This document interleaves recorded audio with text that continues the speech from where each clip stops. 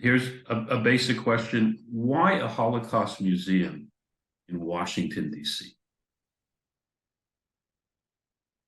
When we were building the Holocaust Museum, the question was, would we remember?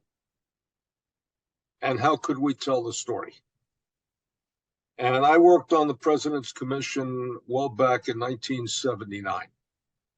And the President's Commission made, and that was a commission established by Jimmy Carter,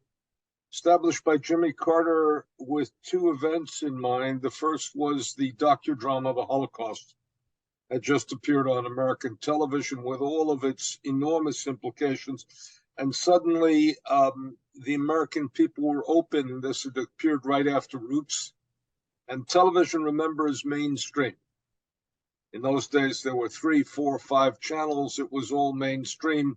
You had to be the American middle. And it seemed as if the American people were interested in the diverse stories of people in this country. And the Holocaust, the docudrama, The Holocaust, with all its limitations, was told as a personal story.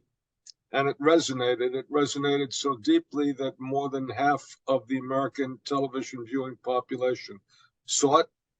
And there was a joke in New York that during the commercial breaks, the water pressure went down because so many people had gone to the bathroom or went to their kitchen to drink something and the like, that they had a problem with water pressure going down every 15 or 30 minutes. The implications internationally were incredible.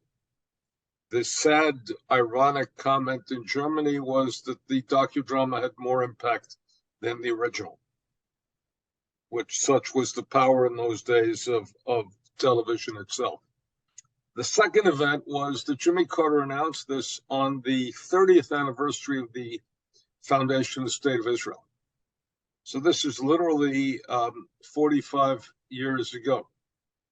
And the 30th foundation, he had invited Menachem Begin to the White House. He invited 1,000 rabbis, and he asked the commission to recommend an appropriate memorial to the Holocaust. Didn't say where it would be, what it would be, that it would be, etc.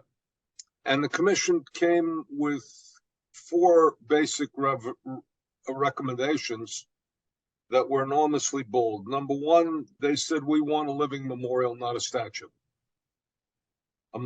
A statue or a memorial works for the generation that remembers, but only if you remember does it work for the generations thereafter.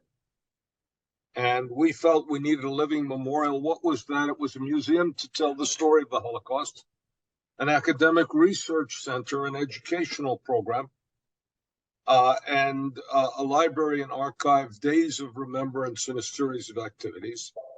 And then we made a second very major decision that we would build it in Washington and not in New York.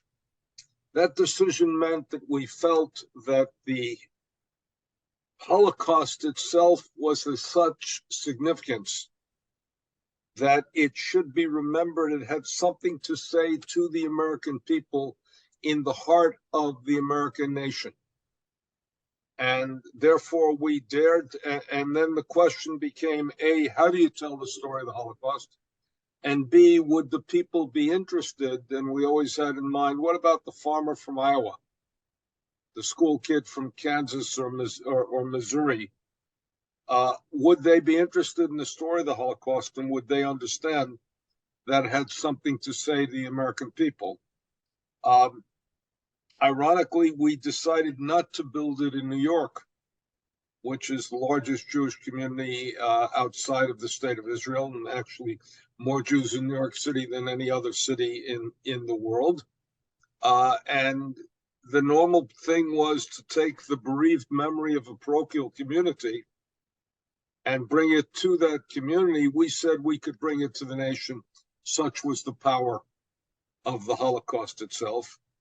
And then we shaped the exhibition as we built the museum to say this was undertaken by a government